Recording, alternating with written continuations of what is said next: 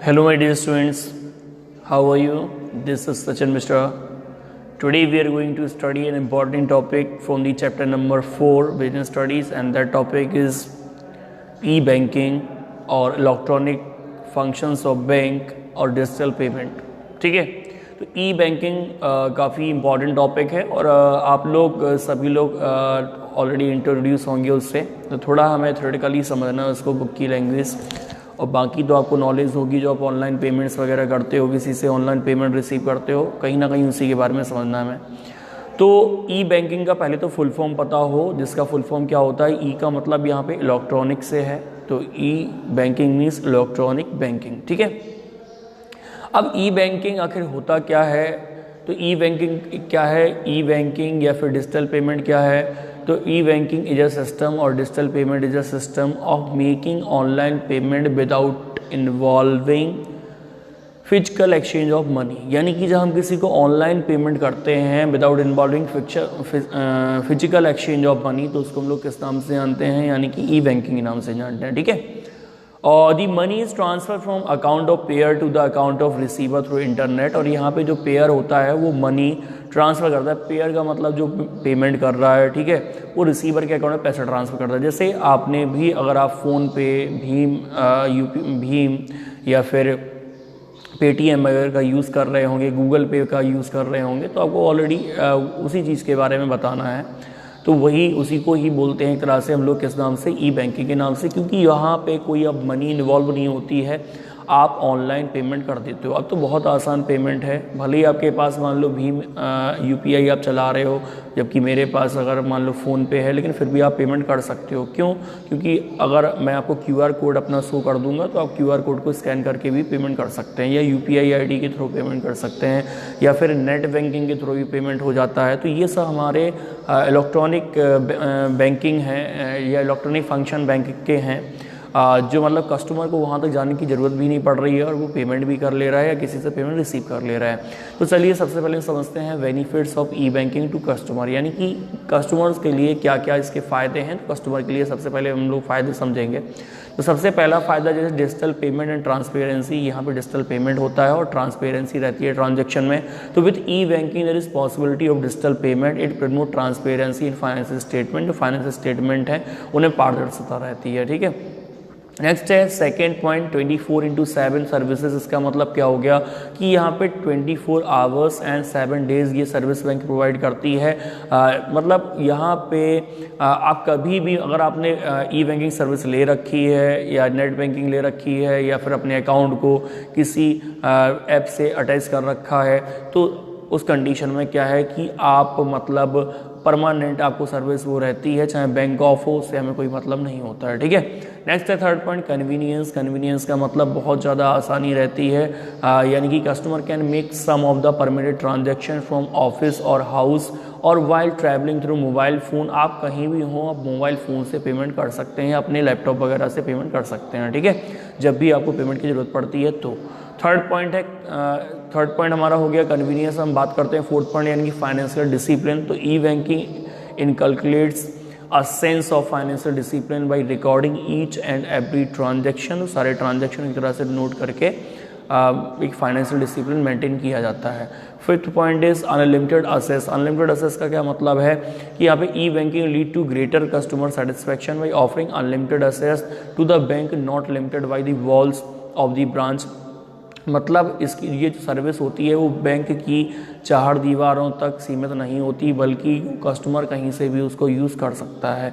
Fix point है less risk. तो there is greater security ज़्यादा होती है, रिस्क कम होता है to the customer as they can avoid travelling with cash. आपको कैश जेब में रखने की ज़रूरत नहीं है, आप ऑनलाइन पेमेंट कर सकते हैं, तो वहाँ पे चोरी वगैरह का कोई डर नहीं रहता है, खोने का कोई डर नहीं रहता है. नेक्स्ट है, अब कुछ बैंक के लिए भी कुछ फ़ायदे हैं. तो बैंक के लिए भैया देखो कौन कौन से फ़ायदे हैं. तो सबसे पहला बात कि कॉम्पिटिटिव एडवांटेज. तो जो बैंक ये सब फ़ायदे देगी, डिजिटल पेमेंट सर्विस कस्टमर को देगी, इलेक्ट्रॉनिक बैंकिंग फंक्शन मतलब परफॉर्म करेगी, या फिर जो नेट बैंकिंग फैसिलिटी कस्टमर को देगी, वो बैंक एक तरह से क्या है कि ज़्यादा वहाँ पे लोग अकाउंट खुलवाएंगे, तो उसको कॉम्पिटिटिव एडवांटेज मिलेगा. जैसे इन प्रेजेंट में एसबीआई में सबसे ज़्यादा अकाउंट है, क्योंकि जब भी कोई नया इनोवेशन होता है बैंकिंग सेक्टर में, एसबीआई सबसे पहले फॉलो करती है. एसबीआई ने तो अपना यूनो एसबीआई बैंक के नाम से वो एक अपना ऐप भी लॉन्च कर दिया है जिसके थ्रू आप ऑनलाइन ट्रांजेक्शन कर सकते हो। ठीक है, तो इसी तरीके से आगे तो जो बैंकिंग ये सब फंक्शन प्रोवाइड करती हैं तो उनको एक कॉम्पिटिटिव एडवांटेज मिलता है। तो E banking provide competitive advantage to the bank. Second point is unlimited network. Unlimited network का मतलब क्या है कि E banking provide unlimited network to the bank and is not limited to the number of branches. केवल branches तक एक ही branch में या कुछ ब्रांचों में नहीं होते हैं, बल्कि अगर वो बैंक फैसिलिटी स्टार्ट करती है तो सारी ब्रांचेस में ही स्टार्ट करती है। Any PC connected to a modem and a telephone can provide cash withdrawal needs to customers. Third point is reduce load on branches. इससे ब्रांच पे लोड कम होता आता है, कस्टमर को विड्रॉ करने नहीं जाना पड़ता, बैंक किसी को पेमेंट करना उसको ऑनलाइन पेमेंट कर देता है वो। तो the load on branches can be reduce by establishing centralized data base and by taking over some of the accounting function. Different method of digital payment और ई बैंकिंग। अब ई banking करने के या डिजिटल पेमेंट करने के हमारे पास कुछ methods दिए गए हैं, तो उन मेथड्स को हमें समझना है, तो उनके बारे में बात करते हैं। तो different methods of digital payment और ई बैंकिंग सर्विसेज कौन कौन सी हैं। तो ई बैंकिंग सर्विसेज के बारे में बात कर लेते हैं या फिर डिजिटल पेमेंट्स के बारे में बात कर लेते हैं कि किस तरीके से डिजिटल पेमेंट करते हैं या ई बैंकिंग सर्विसेज कौन कौन सी हैं। तो भैया एक डेबिट कार्ड से आप पेमेंट कर सकते हो, अभी सब हम एक्सप्लेन करेंगे डेबिट कार्ड क्या होता है। इसके अलावा क्रेडिट कार्ड से पेमेंट कर सकते हो। NEFT national electronic fund transfer है, आरटीजीएस है, real time gross settlement, ATM, automated teller machine और ई कैश। ठीक है, तो ये हमारे पास ये ऑप्शन है और ये सभी बताए गए एक तरह से ई बैंकिंग सर्विसेज हैं और ये मेथड्स ऑफ डिजिटल पेमेंट भी हैं। तो उनको हम एक एक करके एक्सप्लेन करेंगे। तो सबसे पहले हम लोग समझते हैं किसके बारे में, डेबिट कार्ड के बारे में। तो आप लोगों में से कई लोगों ने एक तरह से डेबिट कार्ड यूज़ किया होगा और मैं फिर भी आपको ये डेबिट कार्ड दिखाई दे रहा हूँ। यानी कि डेबिट कार्ड का मतलब है जो आपका एटीएम कार्ड होता है, जैसे कि ये एटीएम कार्ड है मेरा, तो यहाँ पे जो एटीएम कार्ड है यहाँ पे ऊपर लिखा भी होगा कि ये डेबिट कार्ड है। जैसे यहाँ पे देखो डोमेस्टिक डेबिट कार्ड लिखा है। ये जो एटीएम कार्ड होता है जिसमें 16 डिजिट का आपका नंबर होता है और वैलिड कब तक है वो भी गिवन होता है और अकाउंट से अटैच होता है। बट डेबिट कार्ड में क्या होता है, जो एटीएम कार्ड है डेबिट कार्ड है उसमें आप मनी जब भी विड्रॉ कर सकते हो जब आपके अकाउंट में पैसे होंगे। तो यहाँ पे कस्टमर को जो अप्रूवल रहती है कैश विड्रॉ करने की वो केवल उतनी अप्रूवल रहती है जितने उसके बैंक बैलेंस है, उससे ज़्यादा वो विड्रॉ नहीं कर सकता है। तो ये रहता है। तो डेबिट कार्ड क्या है, it is a facility offered to account holder to make payment up to the amount of credit balance in their account. तो उसको ये ऐसी फैसिलिटी है जो कस्टमर को प्रोवाइड की जाती है कि वो उस कार्ड से विड्रॉ कर सकता है, किसी का ऑनलाइन पेमेंट भी कर सकता है, कार्ड स्वाइप करके आजकल ऑनलाइन पेमेंट हो जाते हैं और लेकिन वो स्पेसिफिक लिमिट तक जितना उसका बैलेंस है अकाउंट में उतना ही। Generally the points of sale terminal are located which are electronically tied to the bank computer. When the customer presents the debit card, the point of sale terminal automatically transfer money from the customer bank account to the store's account.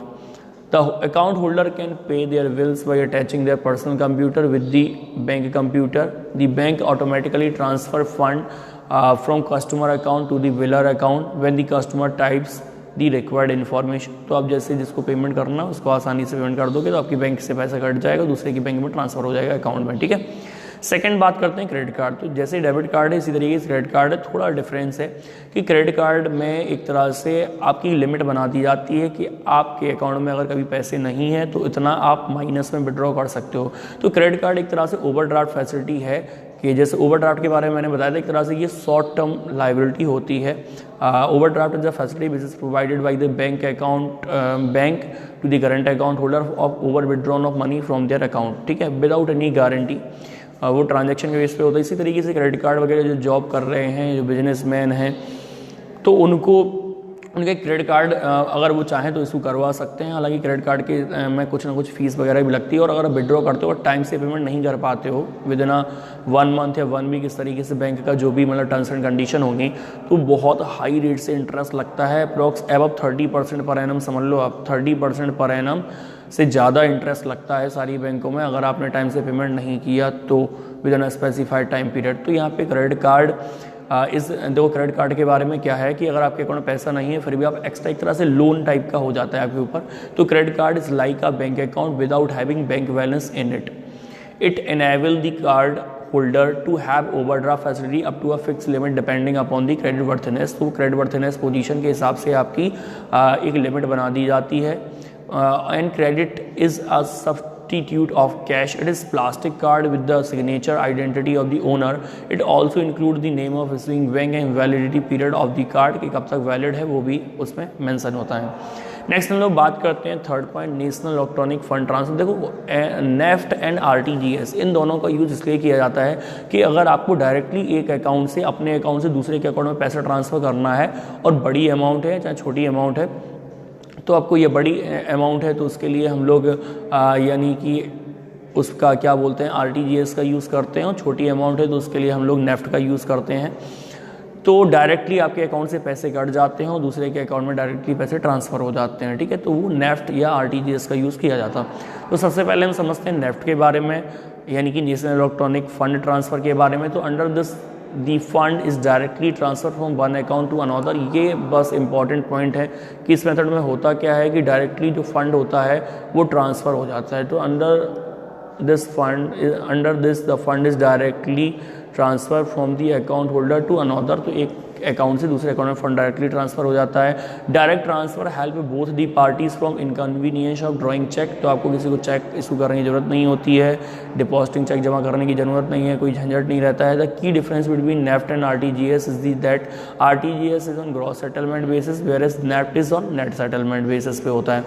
और minimum transaction value actually जो RTGS की होती है वो 2 लाख होती है। RTGS की अगर आप रियल टाइम ग्रॉस सेटलमेंट वाला है तो उसे मिनिमम 2 लाख रुपए भेज सकते हो, कम से कम 2 लाख रुपए आपको भेजने पड़ेंगे। तो 2 लाख से ज़्यादा की अमाउंट अगर आपको भेजनी है तो आरटीजीएस के थ्रू भेजते हो, और अगर छोटी मोटी अमाउंट भेजनी है तो उस कंडीशन में आप नेफ्ट का यूज़ करते हो। Where is there is no minimum value of NEFT. जबकि जो नेफ्ट होता है, नेफ्ट की कोई मिनिमम वैल्यू नहीं है, आप कितना भी रुपए उसमें भेज सकते, नेफ्ट के थ्रू भेज सकते हो। RTGS facility are available in over 72,000 branches. RTGS की जो फैसिलिटी है कम से कम 72,000 ब्रांचेस में है, यानी कम में है, और जबकि नेफ्ट की फैसिलिटी ज़्यादा ब्रांचेस में है, अप्रॉक्स 75,000 ब्रांचेस ऑफ बैंक्स। आगे बात करते हैं फोर्थ पॉइंट की कि आरटीजीएस आखिर क्या है। तो आरटीजीएस भी सेम तरह से फंड ट्रांसफर करने के लिए RTGS are fund transfer system where transfer of money और securities take place from one bank to another on a real time and on gross basis. RTGS में जो पैसा ट्रांसफर होता है वो रियल टाइम और ग्रॉस बेसिस पे होता है। सेटलमेंट इन रियल टाइम का मतलब क्या है? तो settlement in real time means payment transaction is not subjected to any waiting period. कोई वेटिंग पीरियड नहीं होता है। Transaction are settled as soon as they are process. जैसे ही आप प्रोसेस करेंगे एक क्लिक में आपके अकाउंट से पैसा कटेगा और दूसरे के अकाउंट में पैसा ट्रांसफर हो जाएगा। Gross settlement means the transaction is settled on 1-to-1 basis without bunching और netting them with any other transaction once processed payment are final and irrecoverable। और यहाँ पे जो पैसा होता है वो irrecoverable होता है, फिर रिकवर नहीं कर सकते हो। फीचर आरटीजीएस के कौन से हैं? तो चलो फीचर्स के बारे में बात कर लेते हैं। तो फीचर में आरटीजीएस का पहला पॉइंट कि this electronic system is control by RBI. RTGS को कंट्रोल कौन करता है? आरबीआई कंट्रोल करती है। तो आर से आरटीजीएस, आर से आरबीआई, ध्यान रखना है। There is no physical exchange of money. कोई फिजिकल एक्सचेंज मनी नहीं होता। The RBI makes adjustment in the electronic accounts of both the banks. Second point is the RTGS system is suited. किसके लिए suit करता है ये? For high value transaction, जब आपको 2 लाख से ज़्यादा की वैल्यू भेजनी है। The payment is taken as final and irrecoverable. और जो पेमेंट है वो रिकवरेबल हो जाता है। Fees of RTGS vary from bank to bank. इसकी फीस सारी बैंकों के हिसाब से अलग अलग होती है। RBI has fix upper limit of fees, लेकिन आरबीआई ने मैक्सिमम फीस डिसाइड कर रखी है। To use RTGS the bank must use core banking. Core banking banks are assigned on 11 digit code, और उन कोर बैंकिंग को एक 11 डिजिट का कोड भी दिया जाता है। अब आगे हम बात करते हैं नेक्स्ट बात करते हैं ऑटोमेटेड टेलर मशीन यानी कि एटीएम के बारे में। तो एटीएम का पहले तो फुल फॉर्म लर्न कर लो, ऑटोमेटेड टेलर मशीन। तो सबने एटीएम देखा है कि हम लोग मनी विड्रॉ करने के लिए एटीएम मशीन का यूज़ करते हैं, और एटीएम मशीन से कभी भी अपना बैलेंस चेक कर सकते हैं। इसके अलावा मनी विड्रॉ कर सकते हैं। तो the person who makes payment and accept deposit in bank is known as teller. वैसे तो अगर टेलर किसको बोलते हैं, जैसे इसमें वर्ड आया teller automated teller machine, teller का मतलब एक पर्सन जो पेमेंट करता है या पेमेंट एक्सेप्ट करता है। तो the ATM refer to mechanical and automatic teller, जो ATM है वो एक तरह से मैकेनिकल और ऑटोमेटिक टेलर है। Which can do a teller's job 24 hour, जो एक मशीन है वो 24 आवर तक काम कर सकती है as a teller. In the machine and enter your identification code, आपको एक आइडेंटिफिकेशन कोड एंटर करना होता है। The code matches the machine respond by giving cash taking deposit, तो आपको 4 डिजिट का एक कोड होता है जो बैंक आपको प्रोवाइड करती है। तो आप जो एक कार्ड जो होता है वो आप उसमें स्वाइप उसमें मतलब लगाते हैं, जो ATM कार्ड होता है, डेबिट कार्ड होता है या क्रेडिट कार्ड, और उसके बाद आपको 4 डिजिट का कोड उसमें लिखना होता है, और 4 डिजिट के कोड के बाद आप अमाउंट वगैरह भरते हो, अकाउंट सेलेक्ट करते हो कौन सा अकाउंट है, उसके बाद आप विड्रॉ कर सकते हो। फिर 6 पॉइंट आता है ई कैश या डिजिटल कैश के बारे में। ये क्या होता है, तो it is a new concept of online payment system. E cash is use over internet, email और पर्सनल कंप्यूटर और ऑन मोबाइल फ़ोन। तो ई कैश का यूज़ कहाँ किया जाता है, it is a new concept है ऑनलाइन पेमेंट सिस्टम का। तो ये मोबाइल फ़ोन, इंटरनेट वगैरह के थ्रू, जैसे आपके वॉलेट वगैरह में जो पेमेंट आ जाता है, जैसे ये इसमें हालांकि ई कैश या डिजिटल कैश में आप ये भी आ जाएंगे, डेबिट कार्ड, क्रेडिट कार्ड वगैरह। और इसके अलावा जो वॉलेट कहने का मतलब है, जैसे पेटीएम वॉलेट वगैरह में पैसा आपका रहता है और किसी का पेमेंट करना है तो उसका यूज़ कर सकते हैं आप इस तरीके से। तो ये सब इसमें आ जाता है, ठीक है। तो इस तरीके से हमारा ये ई बैंकिंग वाला टॉपिक निपट गया है। Thank you very much for watching this video and don't forget to subscribe my channel. Thank you everyone.